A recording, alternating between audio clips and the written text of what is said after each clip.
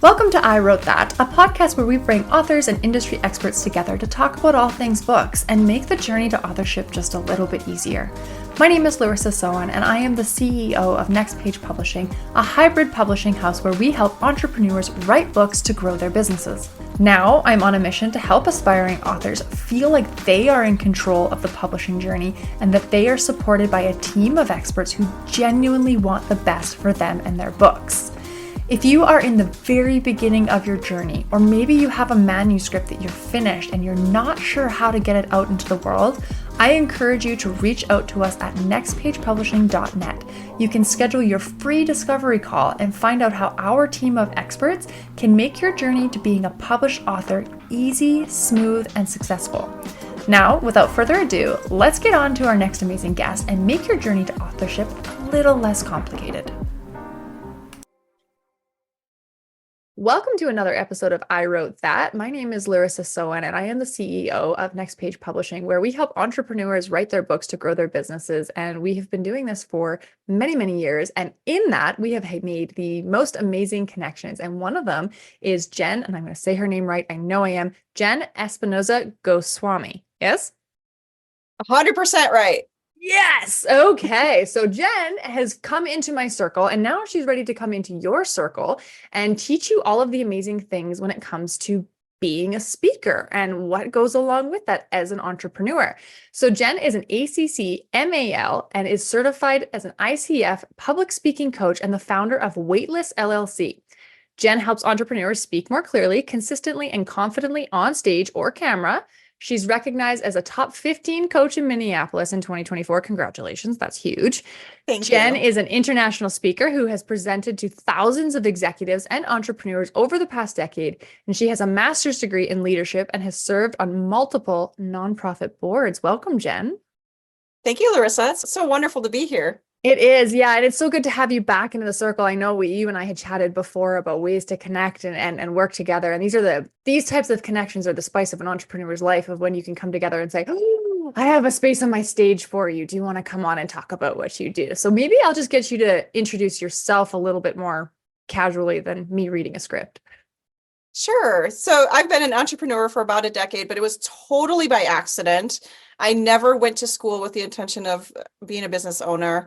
And it was just one of those moments where, after leaving corporate for the last time, and I left corporate, I had spent 16 years in financial services. I was doing a lot of fraud investigations, quality assurance, and compliance related work. As you can imagine, I like rules. I like operating procedures. I like all of those things, but I didn't like not talking to people. So you mentioned meeting interesting people. I get to do that every day now as an entrepreneur. And as a speaker, I get to meet even more people because I'm speaking on stages.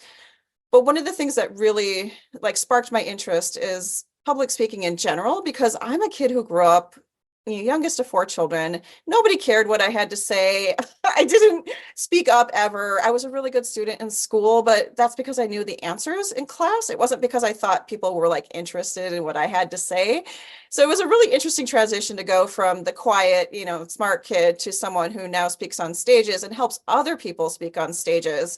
Because if you knew me at 10 years old, you would not recognize the today Jenn. Isn't that so interesting of what we wanted as children? And had we been given the opportunity to do that, we would have been loud, proud, and out there. Now you're the loud, smart kid. And I love that for you. And I think that's the same, when you and I chatted the first time, it was like, yeah, we have a lot of similarities. I was in corporate for 12 years and hated public speaking, every year I had to get up on a stage.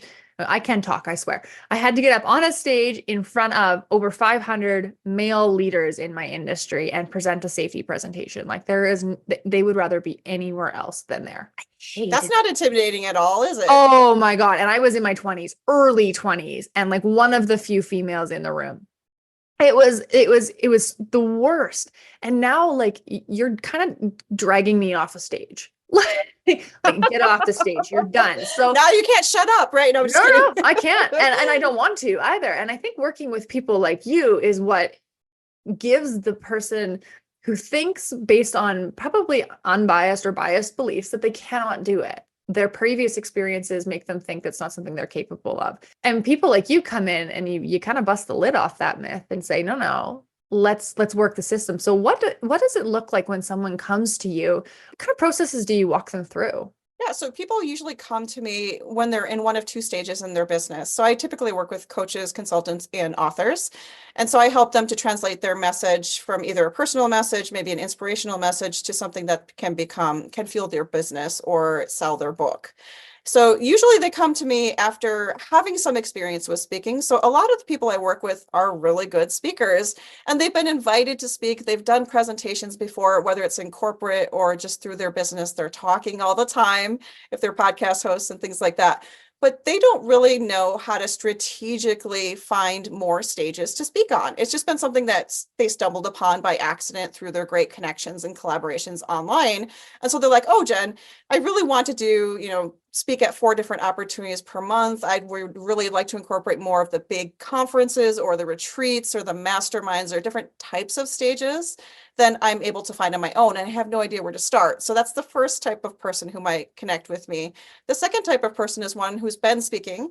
They're very comfortable. They use it as an opportunity to build their platform or grow their community, all those sorts of things. Maybe they're very savvy online, but they don't know that there's an entire industry of professional speaking where you can get paid anywhere from $1,000 to $25,000 for a single 60-minute speech.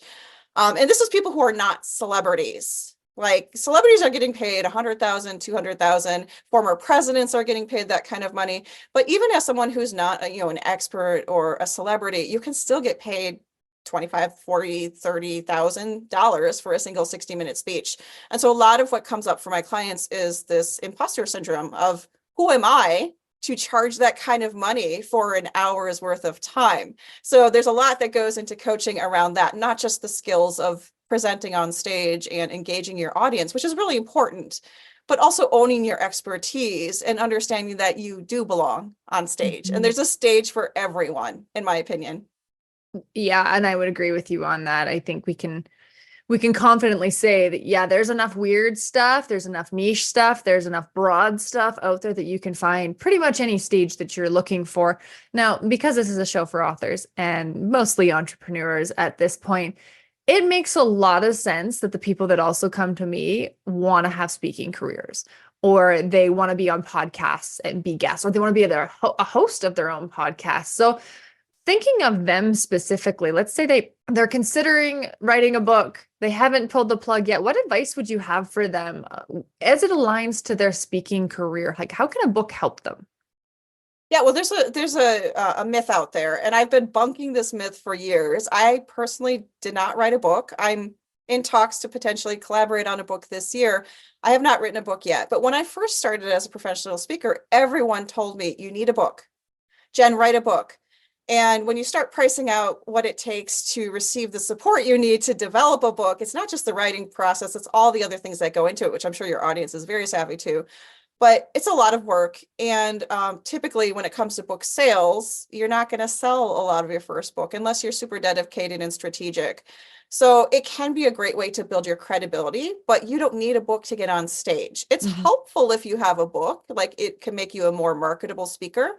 You can offer it as a bundle kind of gift that people in the audience receive. So it does make you more marketable, but you certainly can start speaking before you finish a book. So if you're in the stages of writing your book, good for you. You don't have to wait until the book is done before you start seeking out those stages. And those stages could be anything from book readings at your local bookstore to it's not too late to plan ahead, even if you don't know when your book is going to be released, because at the end of the day, once that book is born into this world, how are you going to share it with people? And stages are really the best way to share your book.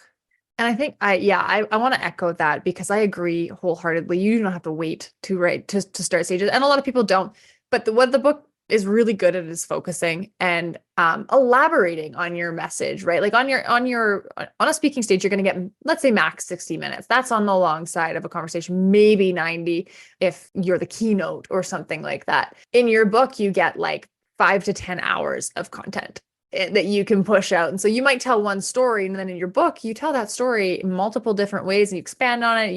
You give more context, more color to it. And I like what you said about bundling, because I think a lot of people think that once they write the book, they're going to make a ton in royalties. And I tell this in every sales call I've ever done. No, it doesn't work that way. I wish it But did. I wish it did too. Trust me. And my first book would really wish it did as well. Now that I'm on my about 10th book, I'm starting to see the royalties come around. But my first book got my business started. Well, not my first book, my first nonfiction book, I will say, got my business started, and it got it off the ground, and it gave me the focus that I needed. And now I give that book away like candy. That's the whole purpose of that book, is to give it away, to get it in people's hands, to put my name on their shelf. And it is, you can package it. You're totally right on that. Like when a speaker comes to you and says, "Hey, I'll pay you $1,000," you could be like, "Oh," or you could buy, 100 copies of my book for your guest and only pay me 250. How about that? Right? Like you can Yeah, it becomes a negotiating tool. totally, you can wiggle it around. And honestly, the getting your book into the hands of those 100 people is way more valuable than that $750 that you were going to bank and is going to be gone tomorrow. That is going to give you return on investment for sure. Attention, all aspiring authors. Are you ready to turn your book dreams into reality? Look no further than Author Allies, your ultimate companion on the journey to becoming a published author. Picture this: a membership site that offers structure, accountability, skill development, and unwavering support to bring your book ideas to life. That's exactly what Author Allies provides. Dive into weekly writing workshops where you can focus on your goals and stay motivated. Need expert advice? Our monthly Ask the Expert sessions connect you directly with industry professionals for valuable insights. Engage with fellow members through our Beta Reader Switch program, perfect for refining your manuscript before publication. Get access to a list of our verified resources so that when it's time to edit, design, and publish your book, you know where to turn. You can also enhance your craft with our writing training modules. Complete the exercises designed to elevate your skills and participate in the challenges. And as an added bonus, you can enjoy exclusive discounts on our future programs to help you streamline your publishing services. And if you're looking for a little bit more personalized advice, you will have access as a member to our one-on-one coaches to provide tailored support from our experienced professionals. Your literary dreams are within reach within our community of like-minded authors and expert guidance.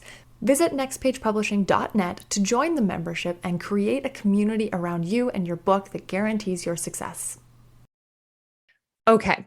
I'm going to switch topics here because I have a burning question for you. You're an ICF credited coach, and this is totally off topic. I've never asked this before, so bear with me as I go down this little rabbit hole. A lot of people, similar to the belief that you just stated that you have to have the book before you can get the speaking gig, a lot of people think they have to have the accreditation before they can do the coaching. Now, I was also on the route to be ICF accredited before I realized that I wanted to be a publisher, not a true life coach or whatever coach. So I stopped that search. And what I found was that once I started digging, people are like, you don't need that. Don't worry about it. Just start doing it. You can get it later. But you brought up a really interesting point about being part of the ICF community.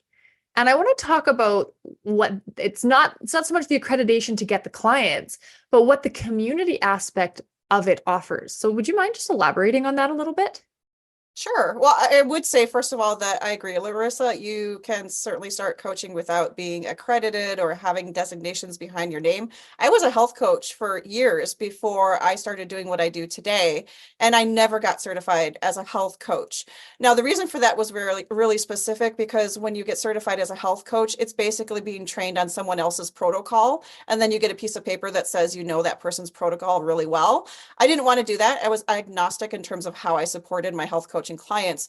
But when it comes to ICF, so ICF is an internationally recognized a set of ethics and standards and things that we follow. There are 8 core coaching competencies that we have to show excellence in as certified coaches. And there's a certain number of hours of working with clients that we have to meet in order to be certified.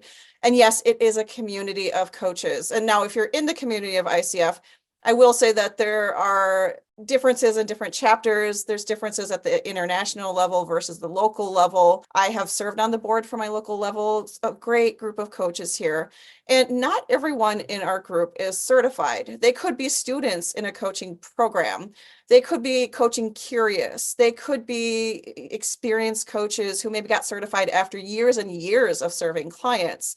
So we have a vast variety of people within the coaching community who geek out on coaching. So just like you listen to podcasts about authors and being an author because you geek out on the whole industry around books, right? You love talking about books, you love reading books, you love writing books, all about it. And if you're someone who really appreciates community, ICF is one of the best communities for coaches.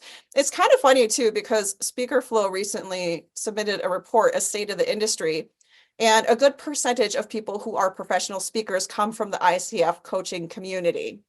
The other big ones are National Speakers Association, and the other one is Toastmasters, which is a public speaking organization. Yeah. So if you know you're going to be a speaker, if you're writing a book, if you are a thought leader, being a part of ICF and you're a coach, it might be something worth considering as a feather in your cap, not to stop you from working with clients today, but to get that additional credibility and to be recognized amongst your peers. And I think that's the huge part of entrepreneurship is lonely. We all know that when we forge out from our corporate careers and we leave my company was a company of over 2,000, and I had office mates and I had, people in the lunchroom, and then you go home and you're like, it's me and my dog. What now? Which I love my dog, don't get me wrong, but he's not the best conversationalist and makes me feel a little insane when he turns into a good conversationalist. But having that community of like level playing field almost, where it doesn't really matter if you're that coach of 30 years who's certified now or you're the one who's exploring, you're all there for the same purpose, and it's to support and connect and grow. And I think that is what hybrid publishing is trying to do for authors as well, right? It's trying to create this environment where we all come together and we support each other mutually. It's mutual support. And it's really, really beautiful. Now, the coaches in ICF have this advantage. They have the advantage of each other, of networking groups, professional development. As far as I know, they do professional development things as well. They have conferences, they have local chapters. Like there's a lot. What kind of advantages do you see authors having in the speaking space? Oh, this is one of my favorite questions. So as an author, you spent a lot of time and energy on an idea that you want to bring to the world. If it's nonfiction, then it can be translated into a signature speech. Now, you mentioned that a single book might have anywhere from 5 to 6 hours of content. So you're not doing a 5-hour speech. You have to somehow condense it to a 60-minute or 45 minutes or even 30-minute speech, which is something I work out with clients on, like how to decrease and add to the length of your speech, depending on what the person who's hiring you is looking for. But you already have this amazing content that you spent a lot of time and energy creating.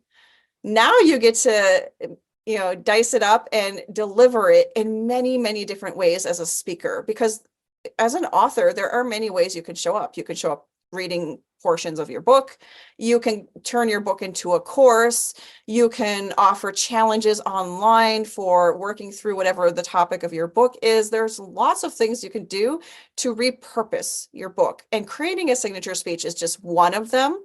Now, it's difficult to condense, a book down to just someone asked me once, like I was working with an author and she's like, well, how many words is a 60-minute speech? And I'm like, I don't think in words.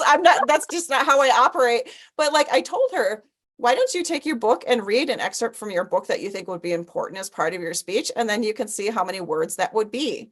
Because the problem is some of us, I'm a fast reader, and some of us who read really fast speak much slower than we read. Mm-hmm. And I'm also a fast speaker. So when it comes to translating your book into a speech, you have to remember a few key and critical things. You don't want to give them the whole book. This is just an appetizer. You want to give them the most important parts of the book that create mystery and intrigue so that people want to get the full course of your book. But you also want to pay attention to how you wrote the book is not going to be how you deliver the speech, because we don't speak the same way we write often. Mm-hmm. Yeah, I think that's very interesting. I'm a wicked slow reader. Like I think it comes from being a developmental editor by trade. I think about every single word that's on there. And then if I don't get it, I reread it. And like, it's so frustrating reading next to my husband. He's like, I'm done. And I'm like, hold on. I'm like 25% of the way there. Like, just wait. But I'm a wicked fast speaker. Like, Oh, wow. Cool. so it's totally opposite, but that's very interesting. Also love the word that you used, appetizer. I'm going to steal that because that's a great word. Let's just give them a little appetizer of what's inside your book. You should coin that because that's exactly what your speech needs to be, right? It needs to be the prelude. And that's one of the reasons why you can absolutely become a speaker before you have a book. Like, don't ever listen to this podcast and think, oh, I got to have a book before I can become a speaker. No, that's not what we're saying. Because your speech helps you formulate it. And then what your book is going to do is help you inlay the emotion that your words and your tone and your body expression, your eyebrows, like I'm pretty sure the eyebrows are the window to the soul, not the eyes. You don't get that in the book, right? So practice your speech, record your speech, listen, watch, and try and pick out in words, what is the tone you're trying to give? What is the feeling you're trying to evoke? And honestly, one of the best things I do to my own books, and I help my authors with this, is listening to your book. Like, put it on, the Google, you press the play button and it reads it back to you, and it's super monotone and like weird. But you can get the sense of like, if it's monotone and weird, then you need to build in more emotion because it's missing. Right. That you triggered something there. That was insightful. And I'm pretty sure it was the word appetizer that did it for me. So good job. Well, glad it was helpful. I was just thinking back as you were sharing that I was helping an author who is really good at talking about her book, but she's like, I just published this. I've got a bunch of these books in my trunk. I have no idea how to talk to people about my book. So we worked on like a 5-minute book trailer that she could use on her website. But we also worked on, if she's just at a barbecue or a picnic, we're in summertime here, so barbecue or picnic, how would she introduce her book in a way that doesn't feel like salesy and weird, and just like a casual conversation that makes people want to learn more about the book? And that's really hard if you already know the ending to your story of your book. You're like, I don't know how to talk about this in a way that another person would be like, ooh, let's do the eyebrow raise. I want to hear more about this book. And that's part of what delivering from stage is creating that experience for people, giving them just enough information so they're like, this is interesting, I'm paying attention, I'm engaged with this, but also inviting them to take that next step if they want to get the whole course, the whole dinner, the whole meat and potatoes. Exactly, right. Like, okay, now that I have your attention, here's my link. Yeah, exactly. In a non-sleazy way. Here's my business card. Let's do this. And that's one of the reasons in I think it's week 2 of our program, we put people through the mission and vision statement. And it's that one is a 60-second elevator pitch, and one is about 3 to 4 minutes of like, okay, you got a little longer. They're trapped in the car park with you. Let's talk about it. Or the elevator broke down and you're trying not to freak out and you need something to talk about. That's what it is. And it's so helpful for authors and speakers to know the cliff notes of what they're trying to say in an exciting term. It's not bullet points. We're not bullet pointing. There's nothing sexy about that. But what is your talk about? What is your book about? Can you say it in 10 words or less? Oh, that's hard. That's hard. That's the hardest thing anyone could possibly do. It's the cruelest elevator speech. It's horrible. Yeah. It's cruel. I've had people, I have like 8 works in progress, but people will ask me, what's it about? And I'm like, I don't know. I haven't got a clue. I'm only 90,000 words in. How could I possibly answer that question? I don't know what this is. We're too close to our own goodness, and we just cannot see it from the wider stance, which is why coaching is such a great container, because I'm not going to tell you how to be better at speaking. I'm going to tell you what your audience might receive from what you're sharing, and then help you refine it so that they're receiving what you want them to receive. And again, it's not about control. It might sound like that's manipulative or that's controlling. It's not. You want your audience to feel a certain thing, and sometimes they'll feel something that you did not expect. I've had audience members cry in the middle of one of my presentations, and I had never had that reaction before. I'm like, okay, I can sit here and acknowledge that this person is feeling and accessing something that I've never intended or seen before. And that is a beautiful thing to be surprised like that. Yeah, it would be so counterintuitive to try to control the emotions of what your audience is going to be. You can try and steer them. But if someone wants to grab the wheel and say, no, I'm going to feel this, you can't fight against that. All you can do is, go in with an intention. Today, I want to make you feel something. Maybe it's Right. anger. Maybe it's sadness. It's joy. It's humor, whatever. But just choose a route you want to go and then let people drive their own cars there. Oh, I love Absolutely. that. Drive your own cars to your final destination. I love it. Right? I love I'm gonna it. give That's you the why, vehicle. You take the wheel. Here we go. yeah, Yeah. Ooh, I that's like why I that love too. this. That's great. That's why I love my signature speech template because it helps you decide, okay, organizationally, what does this story arc need to look like in this 45-minute speech?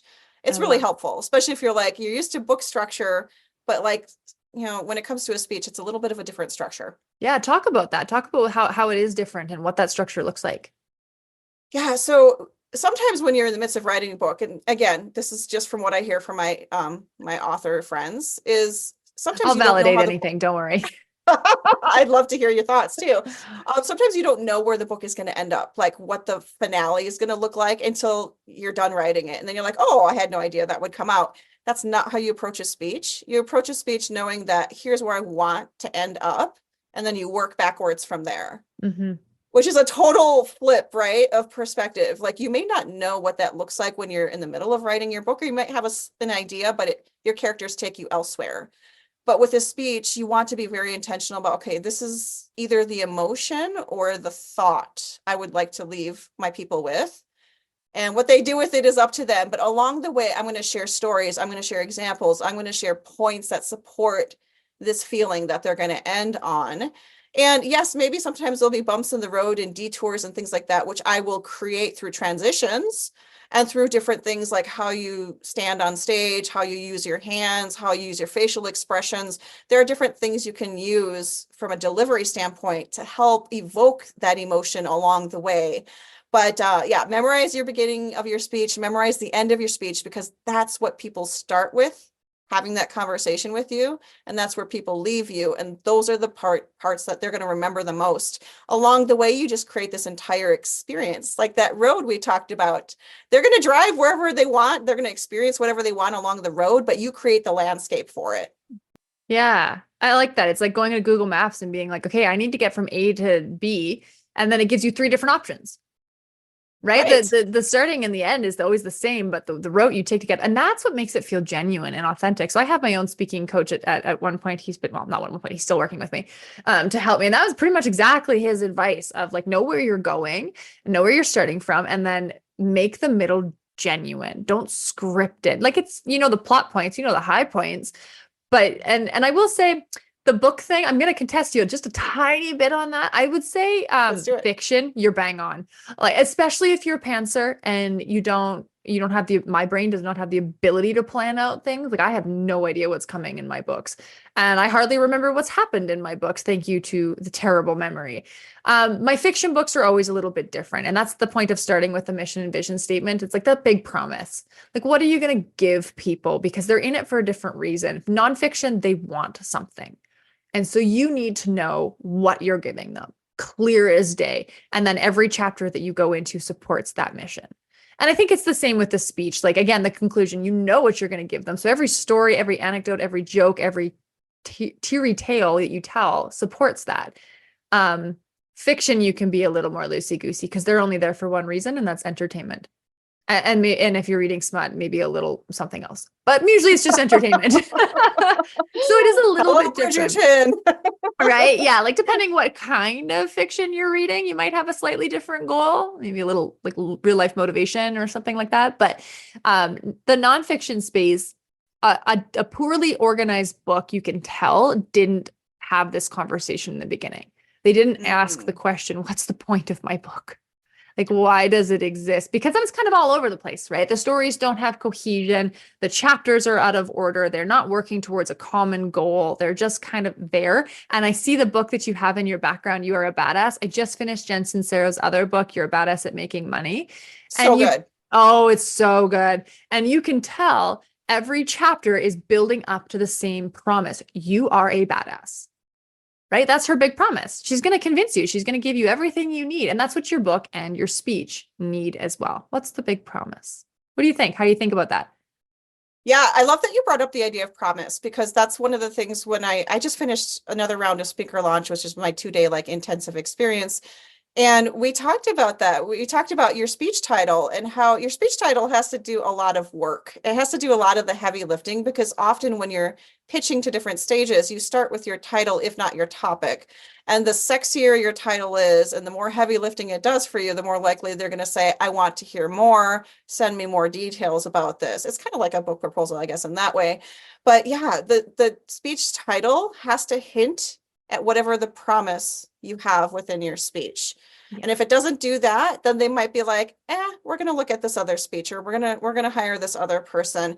So it has to be specific, but also general enough, because as a signature speech, it's the main speech that you deliver, no matter who you're delivering it to. You can be a little bit flexible in terms of what your audience takeaways are. Usually it's 3 to 5 different audience takeaways, but your title is basically going to remain the same with some slight customizations. So for example, if your title is leadership lessons from the page, maybe that's your title. You can say, well, leadership lessons from the beach. You could change the ending of that title and maybe change up some of the audience results that they're going to receive from that. But the leadership lessons is still the main core speaking topic that you're addressing. So yeah, you want to make sure it's something that catches people's attention, that it addresses that specific audience. And it's something that people say, oh, okay, I haven't heard, or for example, instead of just leadership lessons, maybe servant leadership lessons, because people may not know what servant leadership means. Mm-hmm. And that might create some intrigue or interest around that. But yeah, it does have to hint at some sort of promise. Yeah. And the more specific you can get, sometimes people use subtitles for that. So you can understand, okay, here's what I'm going to receive. Yeah. And then it's your job to deliver what that promise is. So bang on. Yes. Would you be open for some live coaching? Can you coach me? I know you can. Give it a shot. I know you can. So I've been playing with my titles on and off, and it's the most exhausting thing in my entire life. Book titles, no problem. Speech titles, I'm like, I don't know. So my current title, the one that I just submitted for proposal today, is Write the Darn Book. And then I have semicolon, and it's like it's that micro step of like 3 steps to take today, 3 reasons to write a book, 3 the best times to publish a book, something like that. What do you think about that front? Just write the darn book. Who's the audience? Mostly entrepreneurs in the scaling phase. In the scaling phase. Okay. I think it has a lot of promise. I like that opener because it's very action oriented, like write the book. I love the darn. And if you wanted to expand into something like damn, I don't know, is this cursing friendly? It's very cursing friendly. Yes. Okay, wonderful. Then definitely, you could use stronger language around that or stronger metaphors around that if you'd like, or it's just the second part of it where I was like, yeah, you can play with that. The second part is like kind of weak compared to the beginning piece of your title. Fair enough. I like that feedback. Absolutely. And like I said, I've been playing with it for years. Like I have so many stories to tell that it's so hard for me to narrow in on one. And that's most authors, right? They, like I said, they have 5 to 10 hours of content. How do you pick one? And you've given us lots of gold around that. So I am going to transition us towards the end of this episode. Unfortunately, I think you and I could go forever though. Oh yeah. What kind of offers do you have for our listeners? Because I can guarantee people are listening and they want to connect with you. Yeah, so I mentioned the signature speech template where it can help you take the page to the stage by suggesting some different organizational techniques that might be helpful for you, as well as how to engage your audience, because that's a piece that you're missing when you're writing a book. It's just you, the pen, the Google Doc, or whatever way you're using to write. But when it comes to delivering a speech, you have to rely upon audience engagement and feedback during the course of your speech. So that template is a free download that you can get from my website, and I'm sure you'll see it at weightlesschronicles.com. And I also run masterclasses. So I run this every other month or so. My next one is in June, depending on when this publishes. You might catch the next one after that. But these masterclasses help you find your ideal stage. Now, I shared with you, I believe that there's a stage for everyone. I mean that. I have been on literally everything from like the back room of a pizza parlor to like bigger stages in front of hundreds or thousands of people. I've done virtual, I've done in person. I know that some stages may be a fit for you and others not so much. And that's okay because I work with you wherever you are. And in my masterclasses, it's all virtual. So you can join me from anywhere in the world. I walk you through the process. It's actually a system that I use to book your stages and find them, because that's the number one question I hear from people. Jen, how do I find those stages? Well, there are literally stages, over there, over here, behind you, in your locality. There are stages everywhere. I can help you find the right stages. Mm-hmm. Absolutely. That's beautiful. Okay. And last question, favorite question. What advice do you have for aspiring authors? Write the darn book. Oh, I'm so glad you said that. Let me talk about that. No, I'm just kidding. You go ahead. A little bit of plug for you there, Larissa. Yeah, thank you. But no, that's true. Like when you're a creator, it doesn't matter if you prefer to create first by writing or create first by speaking. They feed into each other. Authors make the best speakers. Speakers make the best authors because you create.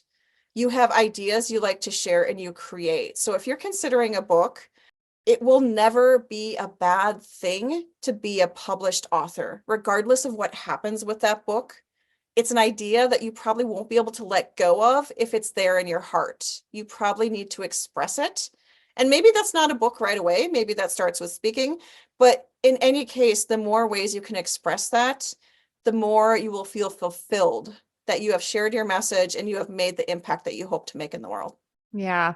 It's one of those things that people like you talk, it came up for me recently, people on their deathbed, what do they regret? They don't regret not working more. They regret not following their dreams, not chasing their dreams, not spending more time with their family. And this is one of those things for books and speaking and sharing their story. That is one of those things where like if it's a dream now, you will regret not doing it. And just do it now. Just write the darn book. Just do it. just book the stage, just apply, just create the speakers, the OneNote sheet, just do it because action breeds reaction. You will get a response from the world if you do it. And you only need 5 or 10 minutes to get started.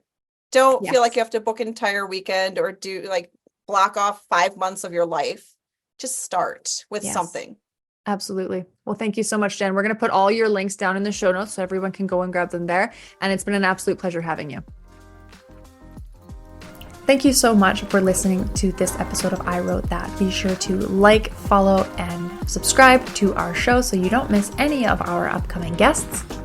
And if this has led you to some inspiration to want to get started on your own authorship journey, whether you just have an idea or you have a manuscript that you're ready to publish, reach out to us at nextpagepublishing.net and we will match you up with our team of experts to make the journey simple, easy, and smooth.